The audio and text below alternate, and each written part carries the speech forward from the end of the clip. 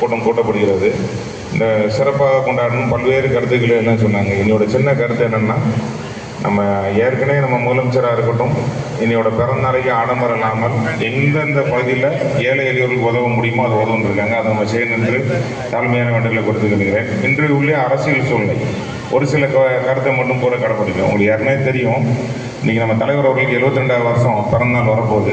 அதான் நம்ம கொண்டாடுறதுக்கு ஏற்கனவே 5 முறை, அதாவது விட்டு ஆண்ட நம்ம முன்னாள் தலைவர், கழக தலைவர், முதலமைச்சர் அவர்கள் கலைஞர் அவர்கள் ஆட்சி செய்து அதனைத் தொடர்ந்து திராவிட முதலமைச்சர் அவர்கள் தலைமையில் பொறுப்பெடுத்ததிலிருந்து வந்த தேர்தல் அனைத்தும் வெற்றி. அது உள்ளாட்சி தேர்தலாக இருந்தாலும் சரி, இடைத்தேர்தலாக இருந்தாலும் சரி, பார்லிமெண்ட் தேர்தலாக இருந்தாலும் சரி, 2 பார்லிமெண்ட் பார்த்தாச்சு, சட்டசபை வந்தாச்சு, அடுத்த சட்டசபை வந்துட்டு இருக்கோம். அனைவரும் ஒத்துழைச்சி அனைவருக்கும் சிறந்த முதலமைச்சராக. ஏற்கனவே உங்களுக்கு தெரியும், கடந்த காலத்தை சொல்லணும், ஏன்னா கொரோனா காலத்தில் நம்ம ஆரம்பிக்கணும் ஆட்சி. தலைவர் கலைஞர் தளபதி அவர்கள் தலைமையில் எல்லாமே தமிழ்நாட்டில் சுதந்திரம் இருந்தது. எல்லா தொழிலாக இருக்கட்டும், சாதாரண பெட்டிகளில் இருந்து நம்ம மாதம் வேலைக்கு போகிறவங்களிருந்து அனைத்து துறையும் சிறப்பாக கொண்டு வந்து தமிழ்நாட்டில் அனைவரும் பயன்பட்டாச்சு.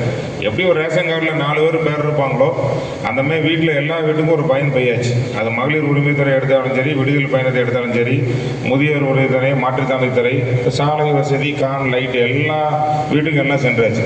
இப்போ தேர்தல் வருது, ஏன்னா நம்மளோட ஆதரவு நம்ம முதலமைச்சர் அவர்களுக்கு ஆதரவு கூட்டணி அவர் பார்த்துக்கிட போகிறாரு, வேட்பாளர் அவர் பார்த்துக்கிட போகிறாரு, மற்ற எல்லா வேலையும் தலைவர் அவர்கள் கொண்ட குழுவும் எல்லாம் பார்த்துக்கிட போகுது. நம்மளோட பணி என்ன? நம்மளுக்கு வடக்கு மாவட்டத்துக்கு 3 சீட் இருக்குது. இந்த 3 சீட்டை வெற்றி பெற வைக்கணும். 200 சொல்லியிருக்காங்க. எல்லா ஊர்லையும் எல்லா தொகுதியும் கிடைச்சாதான் முதலமைச்சர் அசைக்க முடியாத சக்தியில் உட்கார முடியும். ஏன்னா இன்றைய உள்ள சூழ்நிலை நல்லா தெரியும், மதவாதத்தை தூண்டுகிறது. நம்ம எடுத்துக்கலாம், நம்ம ஊரில் திருச்செந்தூர் இருக்கனால சொல்கிறோம், முருகன் கோயிலை தொட்டு நம்ம மாவட்டத்தில் இருக்கனால. திருப்பரங்குன்றத்தில் ஒரு பிரச்சனை ஆரம்பிக்காங்க. எங்கெங்கே மதத்தில் தூண்ட முடியுமோ ஒரு முயற்சி எடுக்காங்க. இப்போ புதியதாக நேரடியாக நம்ம தலைவர் அவர்களே அட்டாக் பண்ணுற அளவுக்கு, அதாவது நேரடியாக பேசுகிற அளவுக்கு வந்துட்டேன். அதுக்கு நம்ம செய்ய வேண்டிய என்னன்னா, நம்ம கழகத்தில் உள்ள நீங்கள் ஒன்றிய கழக செயலராக இருந்தாலும் சரி, மாவட்ட துணை செயலராக இருந்தாலும் சரி, பேரவை கழக எல்லாத்துக்கும் ஒரு பொறுப்பு இருக்குது. இன்றைக்கி அண்ணாமலைக்கு வயசு 40 வயசு இருக்குன்னு நினைக்கிறேன். அவன் ஏற்கனவே நம்ம துணை முதலமைச்சர் நேர்த்தி பேசுகிறான். இன்றைக்கி முதலமைச்சருக்கு காலையில் ட்விட் போட்டிருக்கான். என்ன போட்டிருக்கான்? கெட் அவுட்னு சொல்லி போட்டிருக்கான். சொல்ல எனக்கு பிடிக்கல. அதுக்கெல்லாம் உங்களோட ரியாக்ஷனே இல்லை. 4 இடத்துல அடிங்க, திருப்பி சொல்லிக்கிட்டே இருங்க. பிஜேபி காரன்ட்ட நீங்கள் பேசுகிறதோ, அது ஏடிபி காரனாக இருந்தாலும் சரி, இப்போ செத்து போய் கிடப்பான். 6 மாதத்துல அங்கே நடைமுறைக்கு வந்துடுவாங்க. அதனால் நம்ம கழகத்தை எந்த ரோலையும் விட்டுக்க கூடாது. தலைவரை குறைச்சி பேசுறதுக்கு யாருக்குமே தகுதி கிடையாது. நான் ஏற்கனவே சொல்லியிருக்கேன், தலைவர் கலைஞர் அவர்கள் ஆட்சி செஞ்சு முதலமைச்சர் அவர்கள் இந்தியாவுக்கு முதல் மரியாதை. இப்போ இருக்கிற எந்த வயசாக எடுத்துக்கிட்டாலும் சரி, 70 வயசாக எடுத்துக்கிட்டாலும் சரி, 45 வயசாக இருக்கணும், எந்த முதலமைச்சர் இல்லை. அதனால் எந்த ஒரு தொண்டனும் பள்ளி கொடுக்கணும். இந்த நெட்டே போயிங்க, வாட்ஸ்அப்பில் பொய் செய்தி பரப்பலாம். அந்த கம்பெனிக்கு தொண்டு கட்டினா போதும், அவன் அந்த ட்ரெண்டிங்கை கூட்டுவான். அதெல்லாம் நம்புறது கிடையாது. நேரடியாக அட்டாக் பண்ணுங்க. டீகரில் உள்ளவனு சொல்லுங்க, அவனை அடித்தாலும் சரி, நீங்கள் விரட்டினாலும் சரி, உங்கள் பேச்சுக்கு மறு பேச்சு பேசக்கூடாது. மிஸ்ஸா காலத்தெல்லாம் பார்த்து வந்தாச்சு. மொழி போர் தகுதியை நம்ம நிறைய பேரை உயிரை வாய்ப்படுத்தி தான் ஜனவரி 25 நடத்திட்டு இருக்கோம். அவர் இன்னைக்கு சொல்றாரு, ஹிந்தி படித்தா என்ன, எங்கே சொல்லிக் கொடுத்தாலும் அங்கே போய் படிச்சுக்கோப்பான்னு தானே சொல்கிறோம். நாங்கள் என்ன இதை எதிர்க்கோமா? அந்த மொழியை தமிழ்நாட்டை கும்பிடிப்பட்டி தாண்டினாலே போதும், ஹிந்தி தான் பேசுவான். ஆந்திராவில் தெலுங்கு மறைஞ்சிட்டு ஹிந்தியில தான் நம்மகிட்ட பதில் சொல்லுவான். அவங்க தாய்மொழி மறைஞ்சிட்டு. எப்படி தமிழ்நாட்டில் முஸ்லீம் எல்லாம் வாழ்றாங்க, அவங்களுக்கு உருது தெரியும், ஆனால் பேச மாட்டாங்க, தமிழ் தான் பேசுவாங்க. அதே மாதிரி கட்டம் கேரளா, கர்நாடகா, ஆந்திரா எல்லாம் ஆயிட்டு. வடக்க ஃபுல்லாக மராட்டி சைடு இருக்குது, அங்கேயும் ஹிந்தி தான் பேசுவான். அதெல்லாம் அவங்களோட நோக்கம் நிறைவேறி அழிச்சு முடிச்சாச்சு.